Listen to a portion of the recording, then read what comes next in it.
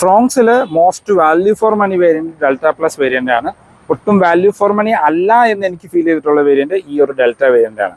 ഇപ്പോൾ ഡെൽറ്റ വേരിയൻറ്റിലും നമ്മൾക്ക് 6 air bag സ്റ്റാൻഡേർഡായിട്ട് വരുന്നുണ്ട്. ഇത് 6 എയർ ബാഗ് സ്റ്റാൻഡേർഡായിട്ട് വരുന്ന അപ്ഡേറ്റഡ് ഫ്രോങ്സിൻ്റെ ഡെൽറ്റ വേരിയൻ്റ് ആണ്. അതുപോലെ തന്നെ ബ്ലൂയിഷ് ബ്ലാക്ക് കളർ, ഇപ്പോൾ ഡെൽറ്റ വേരിയൻറ്റിലും ബ്ലൂയിഷ് ബ്ലാക്ക് കളർ കാണാം.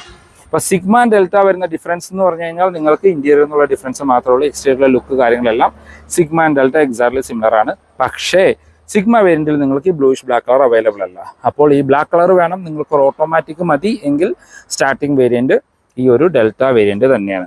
ഈ വാഹനത്തിന് ഓഫറുകൾ അത്യാവശ്യം ഓണം ഓഫറുകൾ അവൈലബിൾ ആണ്. ഏകദേശം 55,000 രൂപ വരെ ഓണം ഓഫറുകൾ കൊടുത്തിട്ടുണ്ട്. ഇപ്പോൾ ഓഫറുകൾക്ക് ശേഷമുള്ള ഈ വേരിയൻറ്റിൻ്റെ ഓൺ റോഡ് പ്രൈസിലേക്ക് വന്നു കഴിഞ്ഞാൽ മാനുവലിന് 9,70,000 രൂപ, ഓട്ടോമാറ്റിക്കിന് 10,15,000 രൂപയാണ് ഓൺ റോഡ് പ്രൈസ് വരുന്നത്. ഡെൽറ്റ ഇതിനേക്കാളും 40,000 രൂപ കൂടുതൽ കൊടുക്കുകയാണെങ്കിൽ ഡെൽറ്റ പ്ലസ് വാങ്ങാനായിട്ട് പറ്റും. ഇന്ത്യയിലേക്ക് നോക്കിക്കഴിഞ്ഞാൽ പക്ക ഡെൽറ്റ പ്ലസ് വേരിയൻറ്റിൻ്റെ ലുക്കാണ്. ഫീച്ചേഴ്സ് കാര്യങ്ങളെല്ലാം ഓൾമോസ്റ്റ് സിമിലർ ആയിട്ട് തന്നെ കൊടുത്തിരിക്കുന്നു. ഇപ്പോൾ ഡെൽറ്റ പ്ലസ് ഒരു കമ്പയർ ചെയ്യുമ്പോൾ വരുന്ന ഡിഫറൻസ് ഇതിനകത്ത് അലോയ്സ് വരുന്നില്ല, LED ഹെഡ്ലൈറ്റ് വരുന്നില്ല, DRL വരുന്നില്ല. ഇപ്പോൾ അലോയ്സിന് മാത്രം നമ്മൾ ഏകദേശം പുറത്തുനിന്ന് ആക്സസറി ആയിട്ട് ചെയ്യണമെങ്കിൽ 40,000 രൂപ അഡീഷണലി പേ ചെയ്യേണ്ടി വരും. അപ്പോൾ ഡെൽറ്റ എടുക്കുന്നവർക്ക് എന്തുകൊണ്ടും value for money delta plus variant തന്നെയാണ്. എന്തായാലും ഇതിൻ്റെ detailed review video with updated on road price ചാനലിൽ അപ്ലോഡ് ചെയ്തിട്ടുണ്ട്.